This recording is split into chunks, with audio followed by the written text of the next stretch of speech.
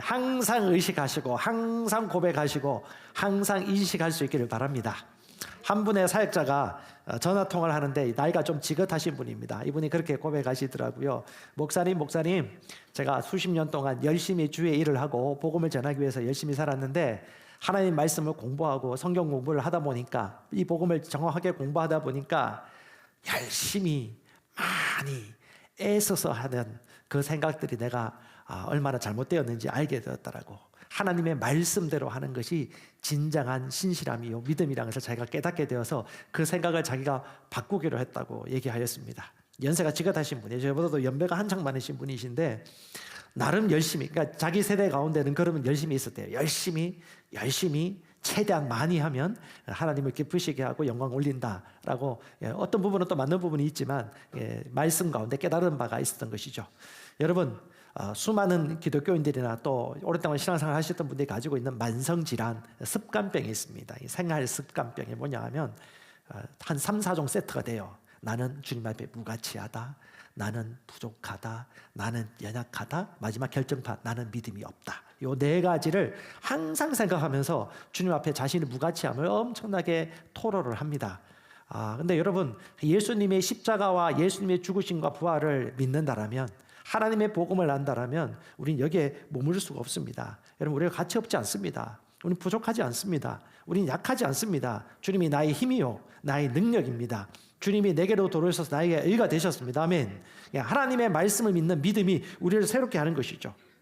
이런 결핍과 죄의식을 가지고 있으면 사람들이 이렇게 생각합니다. 충분히 더 기도하고 충분히 더 헌신하고 충분히 더 회개하면 하나님이 나를 의롭게 하실 거야. 틀린 말입니다. 여러분, 의는 믿음으로 오는 것입니다. 하나님은 우리의 행위와 노력을 통해서 영광 받으시는 것이 아니에요. 하나님은 우리가 애쓰고 힘쓰고 슬퍼 흐느끼고 울고 주님께 달라고 해서 하나님께서 우리에게 의를 주시는 것이 아닙니다. 하나님은 오직 믿음으로 말미암아 우리에게 의를 주십니다. 아멘. 자, 로마서 말씀을 같이 보십시다. 사도 바울이 누구보다도 의의 복음에 정확하게 확신을 가지고 수많은 영혼들에게 이 복음의 계시를 성경 말씀을 통해서 풀어놓았습니다. 그러므로 우리가 믿음으로 의롭게 되어 우리 주 예수 그리스도를 통해 하나님과 화평을 누리는도다. 또 우리가 그분을 통해 지금 우리가 서 있는 이 은혜 안으로 믿음으로 들어감을 얻었으며 하나님의 영광의 소망을 기뻐하느니라. 아멘. 기뻐하고 기대하고 자랑한다라는 것입니다. 고린도전서 1장 30절에도 주님께서부터 우리에게로 와서 우리에게 하나님의 의가 되게 하셨습니다. 그러므로 말미암아 로마서 5장 1절은 여러분 항상 기억하십시오. 우리가 믿음으로 말미암아 의롭게 되었나니, 믿음으로 말미암아 의롭게 되었나, 오직 믿음으로 말미암아 의롭게 되었나니. 마귀는 끊임없이 순간 찰나찰나 틈이 벌어지는 순간 얘기합니다. 너가 부족해서 그래. 너의 행위가 부족하단 말이야. 더 애써야 된단 말이야. 그것만으로 너는 의가 채워줄 수 없다라고 끊임없이 뭔가 더 채우려고 끊임없이 속이고 온다는 것을 여러분 꼭 기억하셔야 돼요. 여러분, 한 사람이 진짜 인생이 변화되는 길은 하나님의 말씀이 그 사람의 심령 안에 들어가지 않는 한 진정한 그 사람의 세워짐은 없습니다. 어떤 청년이 그 얘기해요. 놀러 갈 때는 많이 온대. 셀 모임하고 성경 공부할 때는 아무도 안 온대. 그걸 슬프게 생각할 필요 없습니다. 그냥 객관적으로 평가하면 돼요. 아직 그 사람의 심령에 말씀이 들어가지 않은 것이지. 말씀이 심령 안에 들어가면, 머리가 아니고 말씀이 심령 안에 들어가면 인생은 변화될 수밖에 없고 내 인생의 목적이자 사명이신 그리스도 예수께로 연결되지 않을 수가 없습니다. 여러분, 사도 바울은 인생의 마지막 찰나를 몇 번이나 느꼈습니다. 이 자리에 계신 분들도 아마 인생의 수많은 난관과 고비를 많이 겪었을 것입니다. 저도 몇 번 있긴 있었습니다. 그런데 참 지나와 보면 그렇게 그 시간이 싫고 그런 시간이 다시 안 왔으면 좋겠고 고통스러운 찰나지만 지나고 나면 그 시간이 아니었으면 내가 이 인생에 있어서 이런 질문을 던질 수 있었을까? 인생의 새로운 전환점을 맞이할 수 있었을까라는 그런 찰나가 아마 몇 가지 있었을 거라고 여러분도 얘기하실 거예요. 사도 바울이 예루살렘에 가서 잡혀가지고 언제 죽을지 모르는 그 상황 가운데 했던 메시지가 사도행전 20장 32절이고요. 그다음에 그가 압송돼 가지고 로마 감옥으로 나중에 가는 순간 마지막에 그가 사도 바울이 맨 마지막에 했던 성경 편지가 뭡니까? 마지막에 썼던 것이 감옥에서 디모데후서입니다. 여러분 시한부 인생이라든가 감옥에 갇혀가지고 사형수의 신분이 되었을 때 수십 년간 내 자녀에게 줄 메시지를 단지 3개월, 6개월 동안 내가 전해야 되는 시간밖에 안 남았다. 내가 살아갈 날이 5년, 10년은 될 줄 알았는데 내가 살아갈 날이 3개월, 6개월밖에 되지 않았다. 그러면 그 사람에게 있어서 인생은 어떤 의미로 다가올까요? 그가 내뱉는 말 한마디 한마디가 진지하고 무게감이 크지 않겠습니까? 저는 사도 바울의 로마서 의의 말씀과 더불어서 이 의의 복음을 증거하는 그 사람의 태도와 행적에 대해서 사실 고민을 좀 해보게 되었어요. 사도행전 20장 32절이 그 중에 하나입니다. 예루살렘에 들어가서 잡힐지 몰라가지고 사람들이 막 울며 보냅니다. 예, 지도자들이 가지 말라고, 안 갔으면 좋겠다고. 하지만 나는 가야 된다고. 그러면서 그가 남겼던 메시지예요. 무슨 말을 남겼을까요? 사도 바울이. 한번 읽어보겠습니다. 내가 너희를 하나님과 그분의 은혜의 말씀에 맡기노니 이 말씀이 너희를 능히 든든히 세워 거룩히 구별된 모든 자들 가운데 너희에게 상속 유업을 주리라. 사람을 든든히 세우는 것은 정성껏 밥을 해먹이거나 떡을 해먹이거나 그것이 아니라는 거예요. 그건 필요합니다. 떡도 해주고 밥도 해주고 삽살 모찌도 해주고 팥빙수도 먹어주고 스테이크도 먹을 수 있어요. 힘들 때 위로해 줄 수도 있어요. 근데 진짜 그 사람을 세우는 거는 그건 그런 방향은 될 수 있을지언정 진짜 그 사람을 세우는 것은 뭐다? 말씀이에요. 주님과 그 은혜의 말씀. 이 사람 안에 심령에 그 말씀이 들어가지 않다면 구원 드린 겁니다.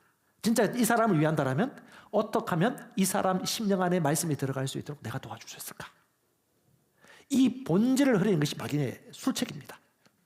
다른 것을 애쓰고 힘들고 바쁘게 만들죠. 진짜 이 본질을 놓치지 말아야죠. 그게 타이밍이죠. 오이코도메오, 세우다. 그리고 사도 바울이 마지막 바울 서신 가운데 맨 마지막 보면 디모데후서 마지막 이 편지가 우리 메시지 번역본을 보니까 너무 절절하게 가슴에 와닿았습니다. 천천히 한번 읽어보겠습니다. 한번 눈으로 잘 따라와 보십시오. 자, 사도 바울이 그렇게 얘기했더라 생각하지 마시고 모르겠습니다. 이게 있는 분들 중에 구치소나 교도소에 들어가신 분이 있는지 모르겠지만 인생의 그런 찰나가 되어지면 눈이 달라지고 심령이 달라지고 마음 태도가 달라집니다. 진지하게 좀 들어보십시다. 우리 사도 바울이 감옥에서 쓴 편지니까 마지막 쓴 편지니까요. 그리스도 예수를 믿는 믿음으로 말미암아 구원에 이르는 길을 보여주는 것은 예수를 믿는 믿음으로 말미암아 구원에 이르는 길을 보여주는 것은 오직 기록된 하나님의 말씀 외에는 없습니다. 성경의 모든 부분에는 하나님의 숨결이 깃들어 있어 모든 면에서 유익합니다. 우리에게 진리를 보여주고 우리의 반역을 드러내고 우리의 실수를 바로잡아주고 우리를 훈련시켜 하나님의 방식대로 살게 합니다. 우리는 말씀을 통해 온전해지며 하나님께서 우리를 위해 마련하신 일을 이루어가게 됩니다. 그대에게 이 점을 아무리 강조해도 지나치지 않을 것 같군요. 하나님께서는 그대를 지켜보고 계십니다. 그리스도야말로 모든 산 자와 죽은 자에게 최종 판결을 내리시는 재판장이십니다. 그분께서 그의 통치를 펼치려고 하시니 그대는 메시지를 힘차게 선포하십시오. 마음을 놓지 마십시오. 그대는 사람들 자극하고 훈계하고 설득하십시오. 절대로 멈추지 마십시오. 그 일을 단순하게 지속하십시오. 사도 바울이 알았던 행위의 복음이 아니라 의의 복음, 생명의 복음, 이 의의 능력의 복음은 살아있는 하나님의 메시지이고 주님 오시는 그날까지 힘써서 게으르지 아니하고 증거해야 될 살아있는 메시지입니다. 어떤 사람에게? 한 사람 한 사람에게. 사도 바울은 한 사람 한 사람에게 어떻게 해요? 절대로 힘써서 단순하게 지속하라. 단순하게 지속해라. 세상에서 가장 무서운 사람이 누군지 아십니까? 포기하지 않는 사람이 제일 무서운 사람입니다. 싸움의 기술이 잘하는 사람보다 더 무서운 사람 누군지 아십니까? 물불 안 가리고 끝까지 포기하지 않는 맞는 사람. 싸움 해본 사람도 아마 그걸 아실 거예요. 그런 분들이 더 무서워요. 물불이 왜 싸움 얘기를 하지? 똑같다는 거예요. 끝까지 단순하게 지속적으로 가는 사람이 가장 강력합니다. 한 사람 한 사람에게 지속적으로 힘써서 어떻게 해요? 내게 주어진 일들을 끝까지 하는 것. 사도 바울이 마지막 메시지로 전했던 두 가지 사항입니다. 여러분, 지난주 교도소 갔다 왔습니다. 제가 교도소 들어간 게 아니고요. 교정 사역 때문에 잠시 우리 목회자들하고 몇 분 가셨는데 뒷모습만 보입니다. 예, 사진입니다. 여긴 충청도에 있는 교도소인데요. 일주일에 한 번씩 예배를 드리는데 교정 사역하시는 강혜겸 목사님, 여러분 교정위원들하고 같이 만남도 가지고 예배를 드렸는데 그분이 그 얘기 하시더라고요. 감옥에 들어가는 대부분 죄수들은 여러분 보시면 아시겠지만 악하게 나 생겼어, 나 죄수같이 생겨서 하시는 분이 거의 없어요. 하는 분이 그 얘기예요. 대부분 선량하고 착하다. 근데 왜? 순간 욱 하는 거 못 참아가지고, 순간 욱 하는 거 이 사람은 못 참은 거예요. 그 일들이 있었고 그 못 참았기 때문에 사람을 죽이거나 범죄를 저질러, 경제사범도 있겠고 절도도 있겠고 살인도 있겠고 강간도 있겠고 여러 가지 있는데, 그런 분들이 들어와 있는데 제가 예배 드리는 분들이에요. 예. 1,000몇백 명 되는 중에 한 100명 가까이 예배 드리는데 그렇게 사람들이 선량하게 생길 수 없어요. 20년 30년 계신 분도 계시고요. 그들이 하나님께 찬양하고 경배하는데 주님이 찾으시는 그 한 사람, 그 예배자, 너무 아름다웠습니다. 감옥에 들어가거나 이 상황일 때 이분들은 아마 어떻게 밖에 나오면요, 19은요 인생 제대로 살고 싶다, 끝까지 참아야지, 다시 이런 실수를 저지르지 않아야지, 인생에서 새로운 아마 다짐을 하고 인생에 대한 진지한 접근을 하게 되었을 것입니다. 그렇게 친다라면 여러분, 지금 겪고 있는 어떤 어려운 일들 종종 들려요.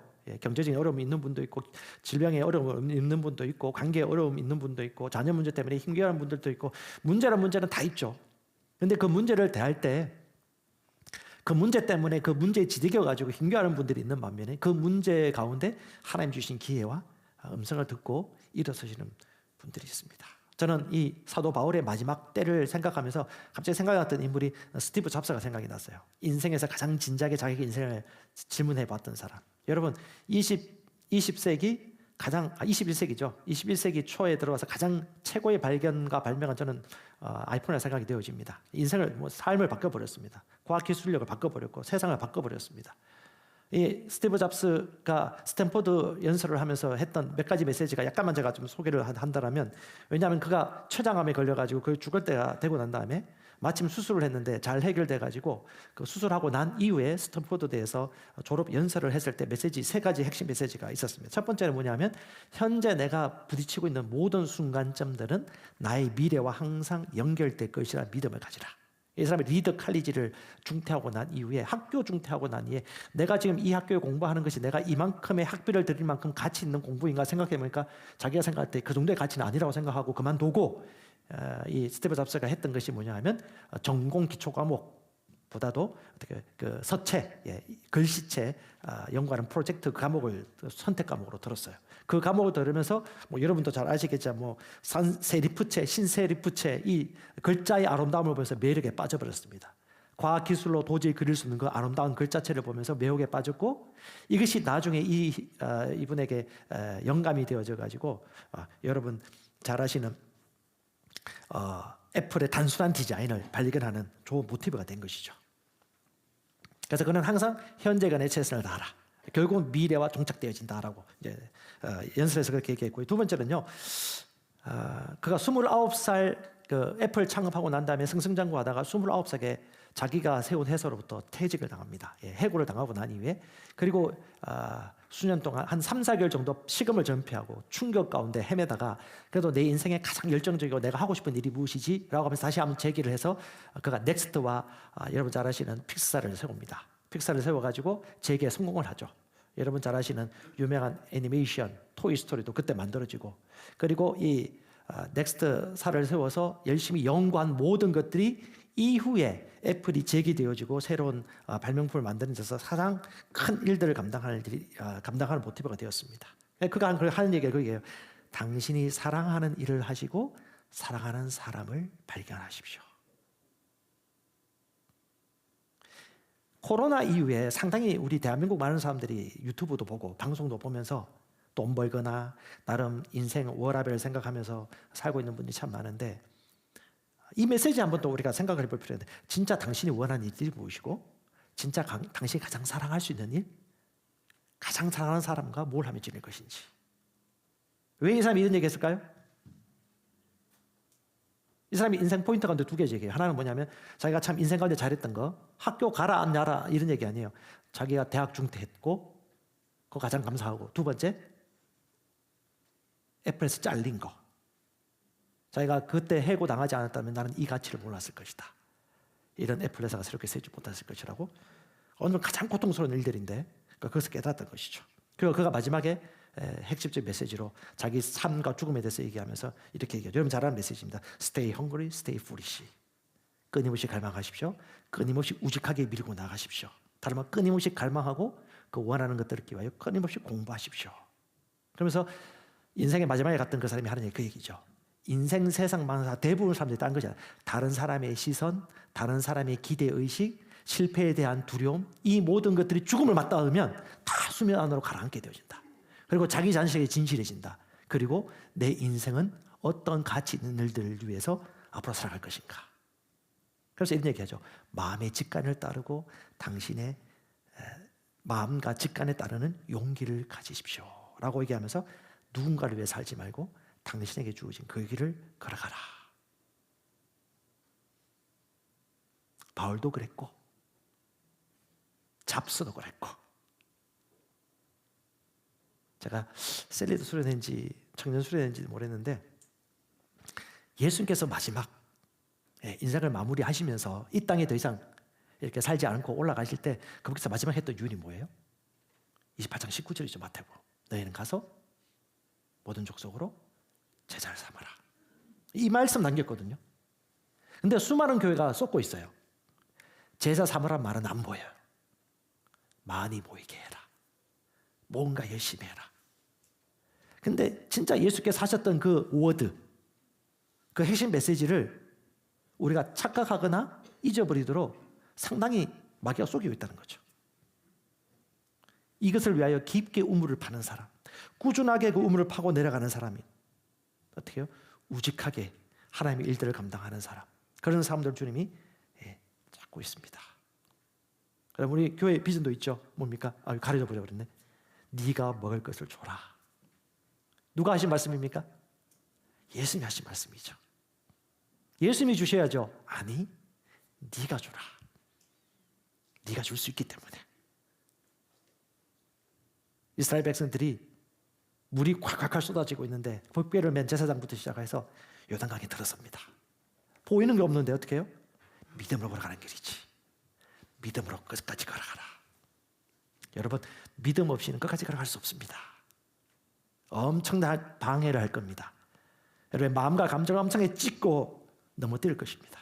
제가 이 메시지 준비하면서 얼마 전에 셀리도 수련회 갔다 왔잖아요. 셀리도 수련회 갔다 왔는데 그때 찬양하고 경배하고 막 강의를 하는데 제일 뒤에 앉았는데 그냥 제 문득 든 생각들이, 하나님의 이 사역과 하나님이 마음을 기쁘시게 하는 일들을 하는 사람은 어떤 사람이죠?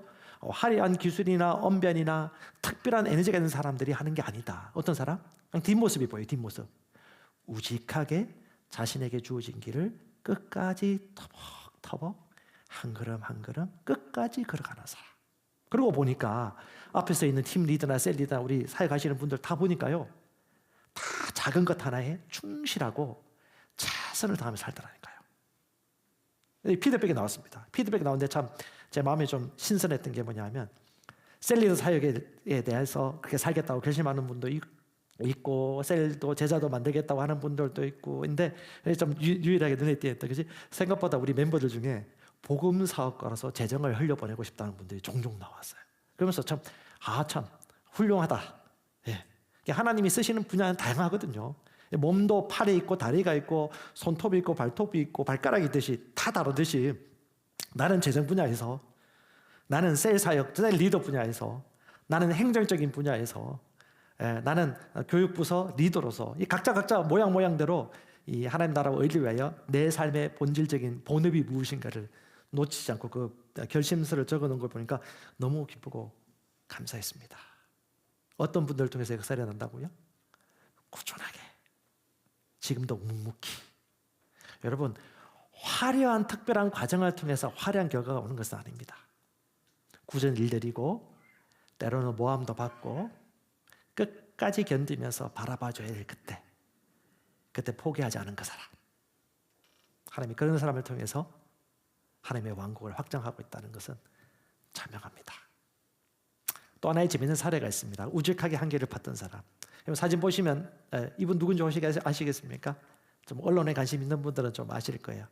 리처드 닉슨 대통령을 사임하게 만든 워터게이트 사건의 무명의 두 기자. 이 워터게이트 도청 사건을 파헤침으로 말미암아서 일약 스타덤에 오르는 두 사람, 밥과 칼입니다. 먹는 밥하고 칼이 아니고요. 밥 우드워드하고 그다음에 이름 칼 번스타인입니다.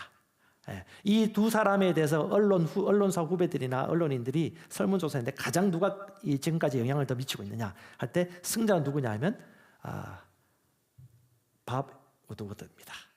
이 사람은 무명 기자였지만 이 두 사람의 길은 완전히 이후에 달라져요. 모든 사람이 스포트라이트 받고 난 뒤에 엄청나게 달라지는데 칼 번스타인은 화려한 문체를 가지고 있고 그리고 상당히 시야가 넓고 상당히 화술도 높고 그리고 문체도 화려해가지고 상당히 일약 스타덤에 올랐지만 밥 우드워드는 아주 우직한 사람이었어요. 그리고 소심하고요. 그다음에 특별히 문체가 화려하거나 발달되지 않고 약간 건조무미했습니다. 근데 밥 우드워드는 항상 현장을 떠나지 않고 취재를 했고 여러분 잘 아시는 퓰리처상 2번이나 받았고 그다음에 정치에 관계된 책을 거의 20권 이상 가까이를 편찬했지만 칼 번스타인은 유명 연예인들과 연문서를 뿌리면서 현장에 나가기보다는 의자에 앉아가지고 토론과 토론 패널로 참여를 하게 되어지고 여러분 1990년대 대우자동차 광고에도 나왔던 사람입니다. 근데 지금은 이 영향력이 이 밥에게 엄청나게 쏟아지게 됐죠. 그래서 수많은 대통령, 닉슨부터 지금 바이든까지 엄청난 대통령이나 유명한 정치인들 같은 경우는 밥 우드워드와 개별적으로 인터뷰하는 것을 영광스럽게 생각하는 아주 영향력 있는 인물이 되었습니다. 왜요? 꾸준하게 자신에게 주어진 본업을 위하여서 성실하게 꾸준히 그 길을 개척하고 우물을 파고 들어갔기 때문에 오늘날 위대한 사람들은 특별한 사람들이 아닙니다. 여러분,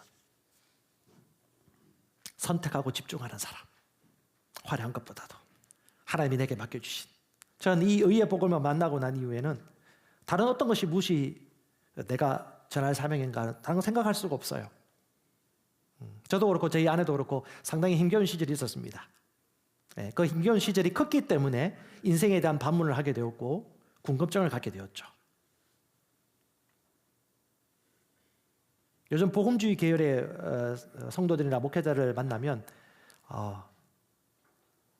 감사해요. 제가 비록 어려운 사건이었지만 어려운 일들이 있었지만 그 어려운 일들을 통해서 진짜 복음이 무엇이고 성경이 무엇이고 하나님의 말씀이 어떻게 능력이 있는지에 대해서 갈급함을 가졌기 때문에 헤매다 돌아다녔고 그리고 교회를 개척하고 난 이후에 고독한 시간들을 수년 동안 보내면서 끝까지 견딜 수 있었던 것은 복음의 능력을 확신하고 있기 때문에. 왜? 복음이니까. 주보에도 나와 있지만 여러분 E.W. 케년 목사님이 이렇게 얘기했습니다. 만약 우리가 가치 없고 연약하고 부족하다고 여기는 만큼이나 내가 하나님의 의라는 것을 알아차린다면 우리는 더 이상 아프지 않을 것이고 결핍이나 걱정, 염려에 사로잡히지 않을 것이다. 우리가 육체에 필요하고 결핍된 걸 느끼고 의식하는 만큼이나 나와 주님과 하나됨을 인식한다면 내가 필요가 이것이 많고 저것이 많고 이것이 많다고 얘기하는 대신 주님과 나와 동일시됐다는 것을 내가 의식한다면 주님의 말씀의 절대성을 철저히 믿는다면 그리고 주님과 내가 한 몸이 되어져서 그분과 함께 죽었고 그분과 함께 살아나서 주님과 함께 살아 움직이는 걸 믿는 의식이 충만한 사람이라면 여러분 우리의 삶에 있어서는 희망과 미래에 대한 기대가 솟아날 수밖에 없습니다. 아멘. 의식은요 죄의식, 결핍의식, 정죄의식, 약함의식을 철저히 차별하고 거부합니다. 같이 양립할 수가 없어요.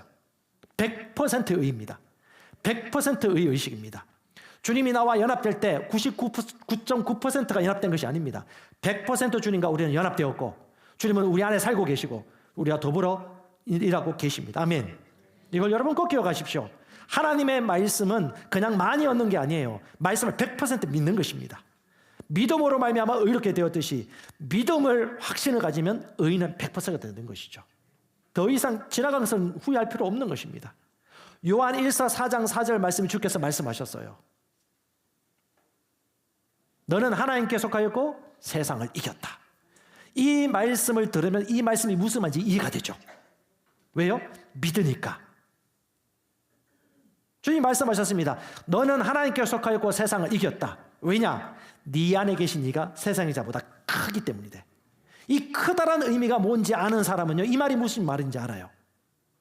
이 크고 작은 것이 얼마나 중요한지 모르는 사람은 들어도 뭔 말인지 못 알아들어요. 이 크고 작고의 차이가 얼마나 큰 건지, 이 큰 것이 좋은 것이 아니라면 얼마나 사람이 고달프게 살아갈 수밖에 없는지. 근데 하나님이 크고 복음이 크다는 걸 진짜 믿으면요, 이 말의 의미가 알죠. 세상의 자보다 그분이 크지. 실존이 되는 겁니다. 실존. 여기 있는 분들 많이 그렇지는 않지만 여러분, 오래 많이 들으면요 사람이 익숙해져요. 가장 큰 착각이 뭐냐면 안다고 생각하는 거. 안다고 생각하는 순간 무지해집니다. 우리 최 목사님께서 제 예매도 정확하게 그 강의 가운데 그 메시지 하셨는데, 사람이 심령으로 말씀을 받으면 똑같은 메시지라도 말씀이 늘 새로워요.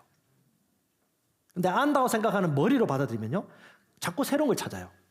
또 다른 내용, 또 다른 내용, 이 내용, 저 내용. 아마 여러분 하나님이 말씀하신 것의 의미를 이해하는 분이라면 이 말이 무슨 말인지 이해하실 거예요. 심령은요 항상 말씀을 새롭게 받습니다. 그것이 바로 우리의 믿음입니다. 말씀에 우리의 영은 반응합니다. 인격이신 하나님의 말씀에 인격인 우리와 서로 교통합니다. 아버지와 예수와 성령과 더불어 우리는 함께 교제하는 자입니다. 매 순간순간이 하나님께서 말씀하시고 우리는 듣는 자리에 가고 그분과 교제하는 것이죠. 주님 어제도 말씀하시고 오늘도 얘기하십니다. 엄청나게 많이 말씀하십니다. 주파수를 맞추고 귀를 듣는 사람들이 소수가 있는 것이죠. 여러분, 은혜와 의의 샘을 넘치게 받는 자들이 생명 안에서 군림합니다. 이 의의 복음을 우리가 가지고 있다면 어떻게 안전할 수 있겠습니까? 그래서 이 복음을 가치를 알고 있는 사도 바울과 수많은 사도들은 이 복음을 죽을 때까지 전하기로 결단하고 실행에 옮깁니다. 그 기록이 사도행전 19장에 나옵니다.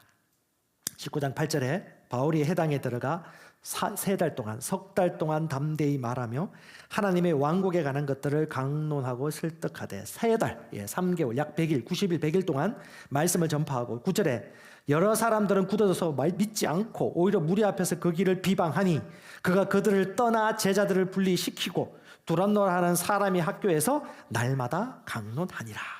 이 일이 2년 동안, 처음에 3달 동안 복음 전했는데 여러분 복음의 메시지 전하면 모든 사람이 다 환영하고 받을 것 같지만 절대 그렇지 않습니다. 그런 착각의 교회를 개척했다가 고생한 분들 많습니다.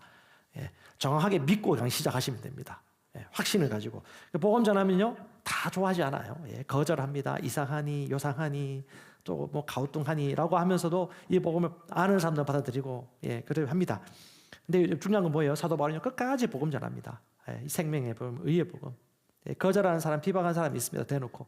그 사람 일단 내려놓고 갈급하는 사람 따로 모아가지고 훈련시키죠. 10절에 이 일이 2년 동안 계속해서 이루어졌으므로 아시아에 거하던 모든 자들은 유대인이나 그리스도인이나 다 예수의 말씀을 들었더라. 이거 어떻게 해요? 2년 동안 집중해서 말씀을 지속적으로 가르치는 이 기간 동안 뭐예요? 복음을 다 들을 수 있는 기회가 주어진 것이죠. 여러분 뭐든 쉽게 되는 건 없습니다. 그런 길은 없어요. 은혜와 의의 선물은 쉽게 우리에게 주어진 것입니다. 믿음으로 받는 것이죠. 하지만 여러분 성취하고 이루는 것들에 있어서는 저와 여러분들 쉽게 생각하지 마세요. 과정이 있습니다. 사도 바울은 2년 동안 3개월 동안 핵심적으로 주의 복음을 증거했죠. 그 일이 일어나자 사람들이 그 말씀을 심령에 받아 듣고 믿게 되었어요. 처음에는 의심했지만 점점 들으면서 확신이 됐고 설득이 되었죠. 말씀에 심령이 설득이 되니까 믿음이 생긴 거죠. 그러니까 이 사람들이 어떻게 해요? 갑자기 기적이 나타나기 시작합니다. 병든 자에게 손 얹어서 낫기도 하고요. 그다음에 손수건을 가져다가 아픈 사람 위에 올려놓으니까 막 병 고침을 받게 되기도. 왜요? 복음이 살아있다는 걸 믿으니까.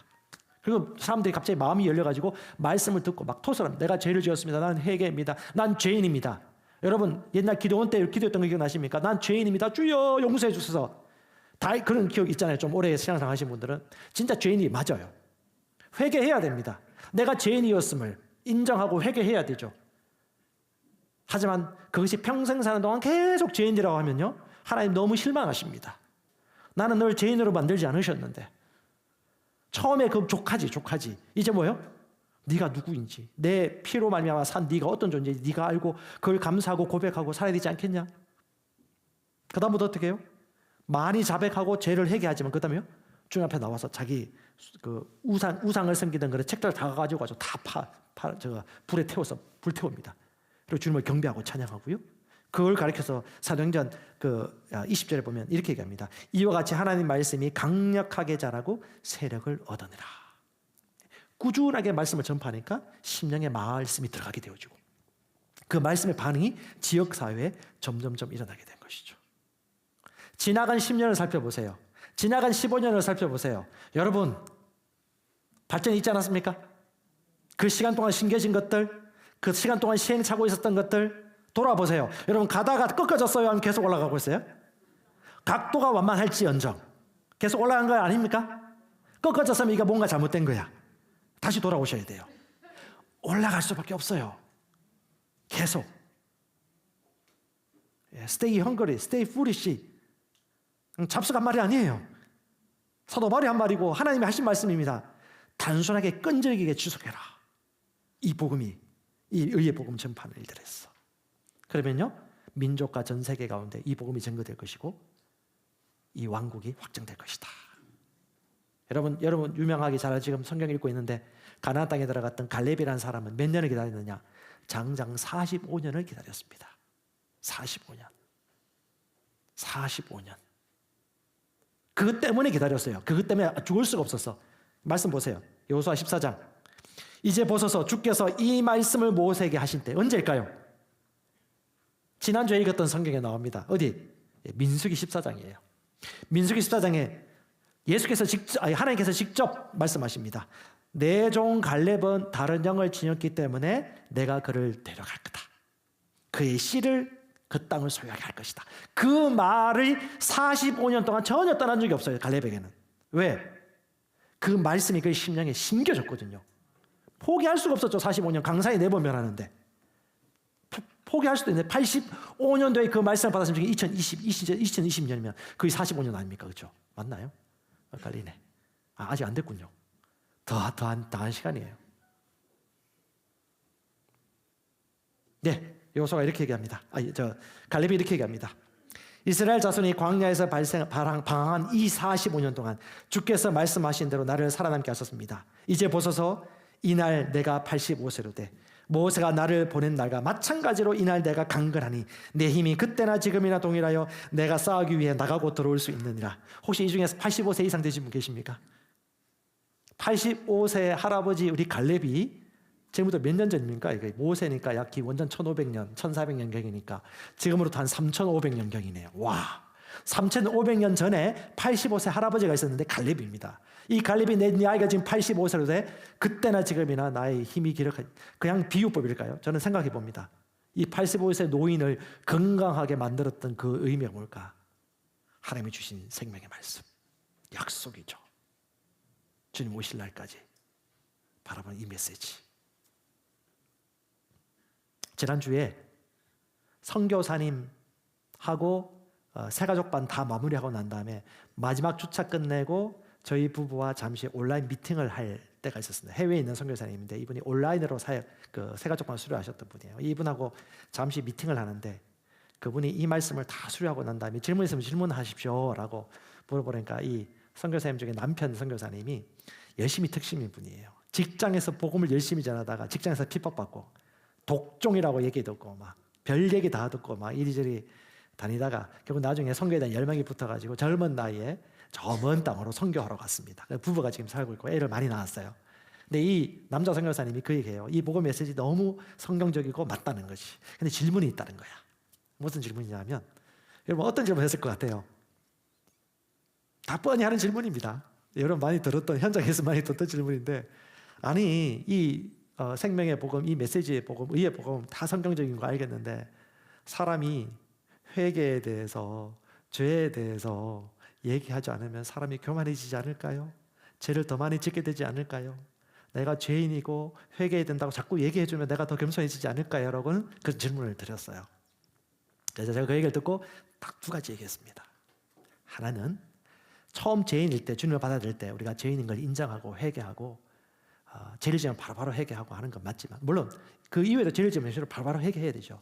근데 죄는 죄의식이 계속해서 가득하는 한 결국 죄를 안 짓기 위하여 회개를 함에도 불구하고 끊임없이 죄를 지을 수 없는 무력감에 봉착할 수밖에 없다. 왜? 그게 죄의식의 능력이다. 근데 주님께서 값없이 우리를 위해 죽으시고 부활하신 그 의를 받아들이고 복음에 말하고 있는 의의식을 내가 장착하면 내가 그렇게 탈출하고 싶었던 죄를 짓는 것이 결국 점점점 죄를 이길 수 있는 능력으로 변화되어 간다라는 그 부분들을 얘기해 주었습니다. 아직 이 부분에 결론 안 나신 분이 있다면 복음을 다시 공부하세요. 임상 할아버지가 다 경험한 겁니다. 예, 목회하고 경험하면 다 경험해 본 겁니다. 왜? 너 죄인이야, 회개해야 돼. 너 또 죄를 지어 또 회개해. 그 사람은 계속해서 죄를 짓고 수치감과 죄책감으로 말미암아 죄의 그 구름통에 절대 나올 수 없을 것입니다. 왜? 복음이 아니기 때문에. 두 번째, 또 한 가지 더 있습니다. 근데 한 가지 더 있습니다. 어떤 거요? 우리가 그렇게 구원받고 구출받고 이 복음, 의의 복음, 생명의 복음을 가지고 있다라면 두 종류의 사람이 있습니다. 한 사람은 내가 구출받고 내가 해방받고 내가 너무 좋지만 나와 우리 가정만 그 혜택을 누리고 그냥 살아가 그냥. 이런 사람들이 있고요. 또 한 부류는 이 복음이 너무 기뻐서 10명의 나병 환자처럼 주님 오시는 그날까지 이 복음을 다른 사람에게 증거하기 위하여 희생하고 헌신하고 자기 인생을 온전히 내어드리는 사람들이 있습니다. 이 두 가지 차이가 있겠죠. 그래서 그 선교사님이 말씀을 잘 알아들었어요. 그리고 다른 궁금증들은 대부분 해결되었어요. 너무 감사했습니다. 열정적인 분들에게 이 복음의 메시지만 제대로 붙여지면요, 불이 활활활 타오르거든요. 능력의 복음, 생명의 복음. 사도 바울이 했던 메시지가 다른 것이 아닙니다. 이 의의 복음, 생명의 복음을 내가 가지고 있다면 이걸 어찌 우리가 감춰둘 수 있겠습니까? 우리 부모님이 내게 가르쳐줬다고 나만 알고 그냥 누릴 거예요? 내가 다 아는 거야? No. 안다면 가만히 있을 수 없죠. 우리의 주업이 지금 직업은 아닙니다. 여기서 받아들일 만한 사람은 받아들이십시오. 사도 바울이 마지막 디모데후서 말씀 마무리하면서 마무리했던 마지막 부분들 제가 읽겠습니다. 디모데후서 4장 3절입니다. 같이 한번 읽어보겠습니다. 그대는 사람들이 건전한 가르침을 싫어하고 영적 불량식품, 자신들이 기호에 맞는 변덕스러운 의견으로 배를 채우려고 할 때가 온다는 것을 알게 될 것입니다. 저들은 진리를 등지고 헛된 망상을 쫓을 것입니다. 그러나 그대는 하고 있는 일에 시선을 고정하여 좋은 시기든 힘든 시기든 메시지를 살아있게 하며 하나님의 일꾼으로 그대의 일을 빈틈없이 하십시오. 예, 사도 바울이 마지막 다른 거 부탁하지 않았으면 시선을 고정하세요. 더 이상 배울 거 아닙니다. 시선을 고정하시고 빈틈없이 당신에게 주어진 그 일들을, 오늘 그 일들을 최선을 다하여 계속 행하십시오. 그리고 마지막에 의미심장한 희망적인 결론을 내려줍니다. 넘겨주세요. 같이 읽어보겠습니다. 그분이 오심을 간절히 기다리는 모든 이들에게도 공정하게 대해주실 것입니다. 사도 바울은 주님 오실 날을 바라보면서 주님이 내게 지금까지 내가 살아왔던 그 인생을 보시고 주님이 공평하게 나에게 심판해 주실 것이다. 그렇게 살아가는 여러분들도 똑같이 주님이 공정하신 분이시기 때문에 주님의 관점에서 공정하게 재판 내려주실 것이다. 여러분, 주님의 재림이 온다고 할 때 가장 주님께서 우리를 바라보시면서 우리에게 맡겨주신 게 뭘까요? 다른 게 아니에요, 여러분.